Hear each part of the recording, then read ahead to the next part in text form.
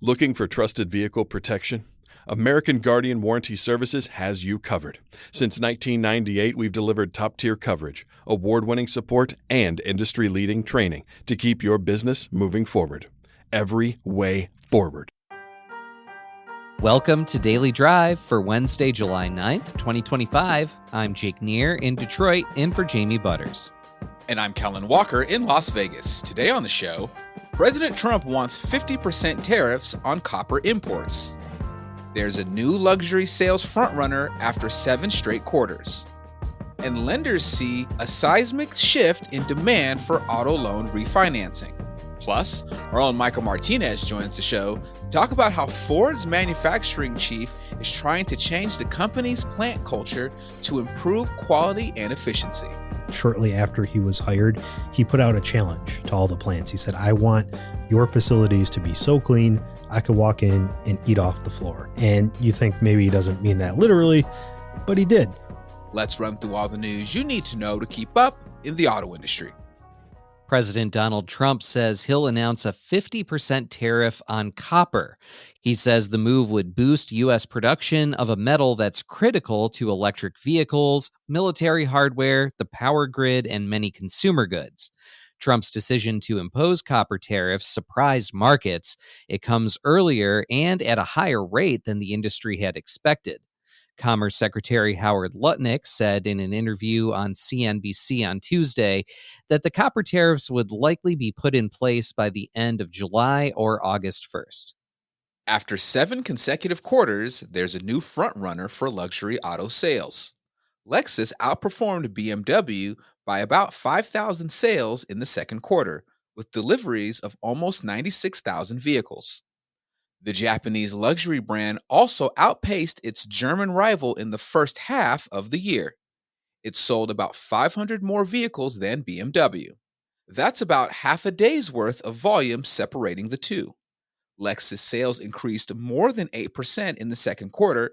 Its volume surged early in the period, as fear of tariff-driven price hikes prompted buyers to purchase sooner in April and in the first half of May.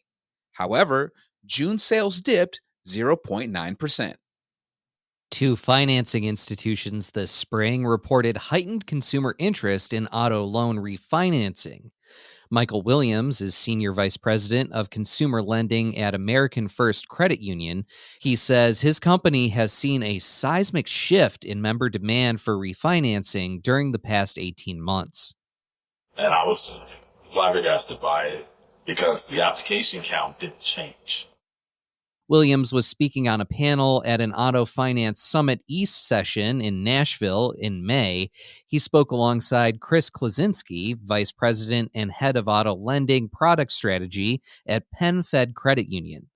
The higher demand for refinancing didn't lead to an increase in volume for the credit union, as Williams expected. Instead, he says it simply offset a decrease in consumer demand for fresh auto loans.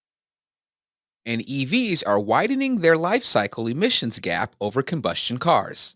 That's according to a new report from the International Council on Clean Transportation. It says an increase in sustainable energy in Europe is making EVs substantially cleaner over their lives compared with gasoline-powered vehicles. It says new EVs will produce 73% fewer CO2 emissions than gasoline-powered cars. That figure is 24% better than a 2021 estimate from the group. And those are today's headlines. Coming up, our own Michael Martinez joins the show to talk about how Ford's manufacturing chief is working to improve the company's culture. That's next on Daily Drive. Daily Drive listeners like you have access to the lowest price for Automotive News Congress 2025 on September 11th. The event is where the industry's biggest players tackle its toughest challenges. Congress attendees don't just follow the industry, they lead it.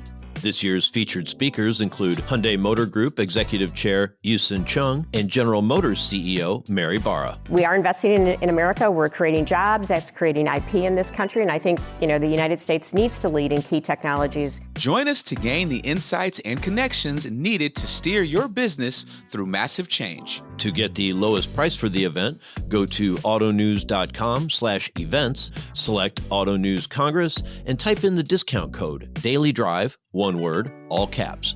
We'll see you in September in Detroit. When it comes to vehicle protection, American Guardian Warranty Services has you covered. Since 1998, AGWS has been a trusted leader in F&I solutions, offering top-tier protection plans for autos, RVs, power sports, marine, and more, all backed by A-rated insurance carriers for reliable coverage you can count on. But we don't just offer protection, we deliver results. With award-winning marketing materials, expert dealer training through AGWS University, and exceptional customer service, we are committed to helping your business grow while keeping your customers protected. Join thousands of satisfied dealers and agents who trust AGWS for comprehensive coverage and unmatched support.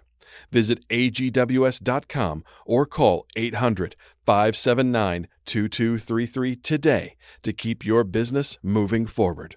Every way forward. Welcome back to Daily Drive. I'm Jake Neer with Kellen Walker. Bryce Currie estimates he's spent at least 48 weeks of his life on his signature bus tours of the assembly and powertrain plants he oversees around the U.S. Currie has been Ford's top manufacturing executive since 2023. Our own Michael Martinez has been writing about his efforts to change the company's plant culture. He joins me now here at our offices in Detroit.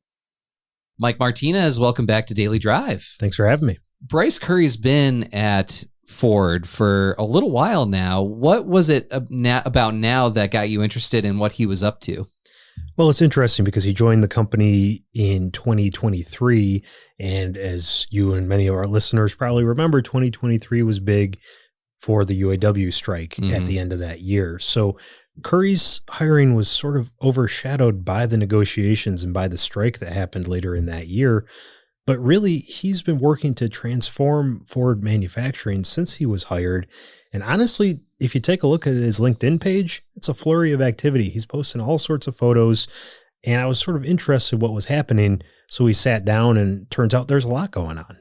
Yeah, you say right in the headline that he's trying to reshape the company one bus tour at a time and the culture of the company. Talk about how he's going about that.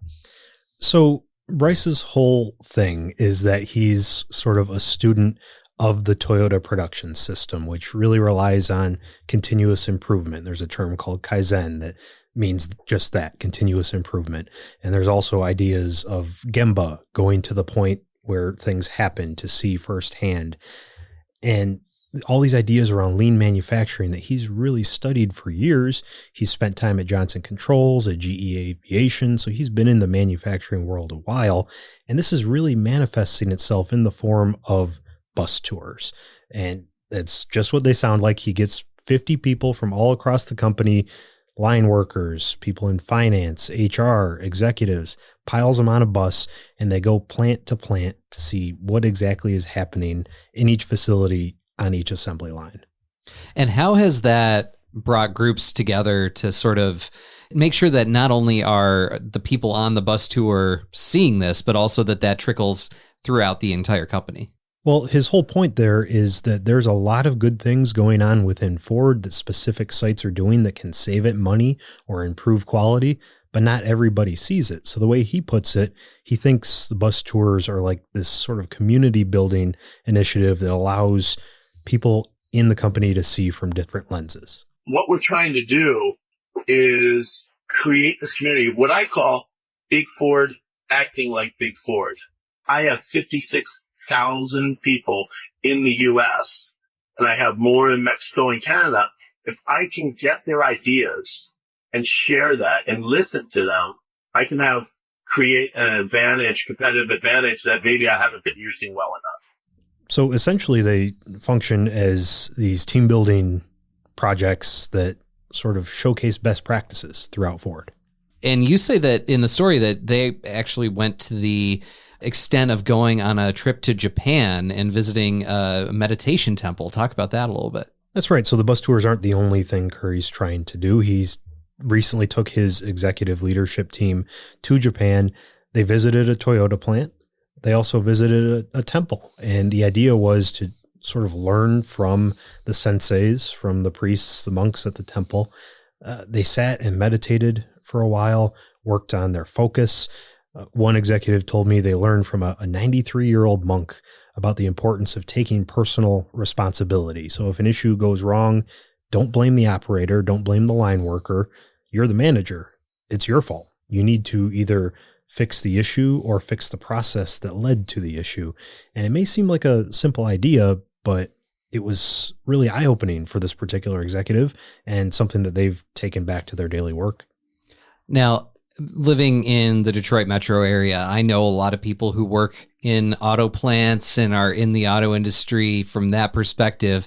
And I wouldn't necessarily think of them as people who would go to a Buddhist temple to meditate and things like that. I could see how maybe a lot of people who've been working in the plants for a long time might think of this as a little new agey. How are people reacting to this approach? It seems like he's gotten buy-in sort of from across the company. I'll give you a few examples. One, so a lot of what he's trying to change and what he's highlighting on these bus tours can be very simple ideas that maybe save a few bucks here or a few bucks there.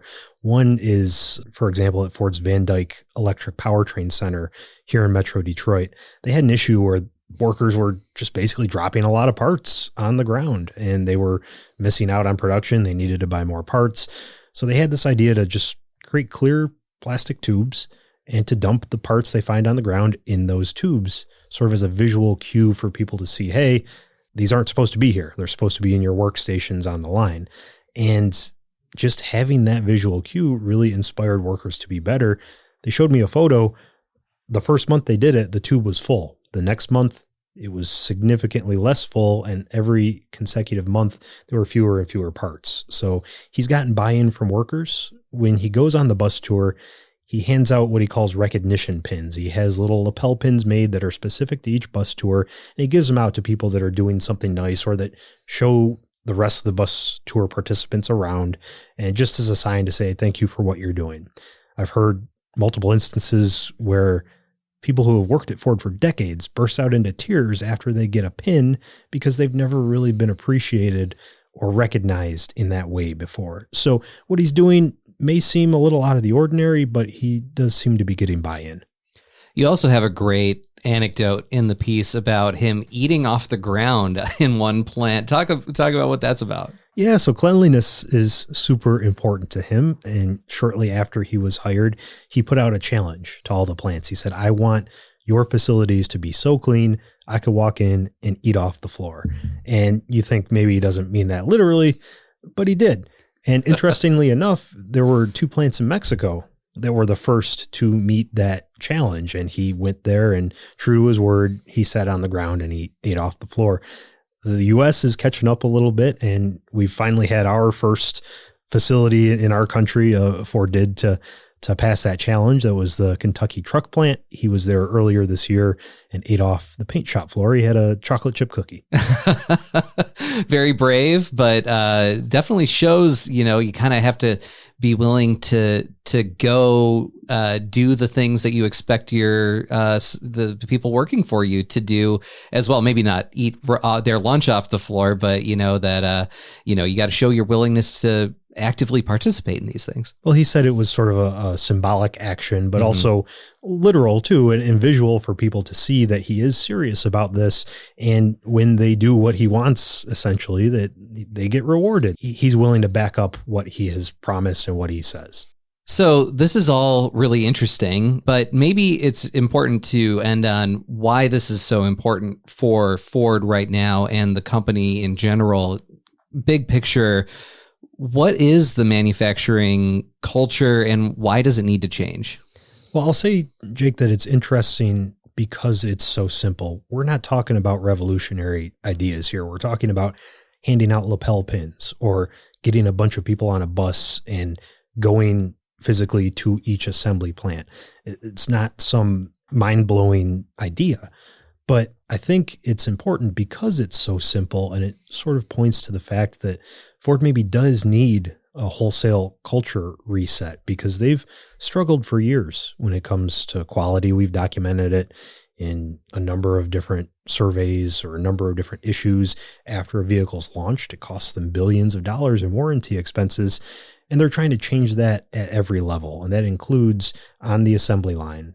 I was talking with Bryce Curry, and he mentioned that a lot of what he does could be considered rounding errors, right? It's $1 million here or $1 million there, but by changing it, by doing these simple acts like recognizing the workers or connecting the teams that maybe weren't aware of what each other was doing, they're really building momentum and setting that culture, resetting that culture rather, and trying to show what exactly they want to be, which is best in class, which is not the most recalled automaker in the industry, and to set that goal and really work to achieve it. All right. Well, we'll definitely be keeping an eye on how this all plays out and the results of this. Mike Martinez, thank you so much for joining us on Daily Drive. Thanks, Jake. That's Daily Drive for today. I'm Jake Neer, in for Jamie Butters.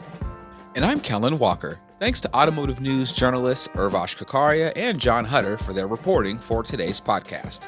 We also had reporting from Peter Siegel of our sibling publication, Automotive News Europe. You can get the latest news on manufacturing, tariffs, and everything happening in the auto industry at autonews.com.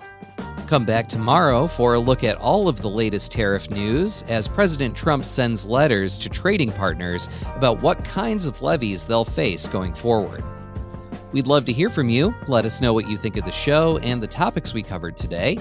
Send us an email at dailydrive@autonews.com or leave us a voicemail at 313-444-2774. And if you enjoy the podcast, remember to like, leave a review, and subscribe so you never miss an episode.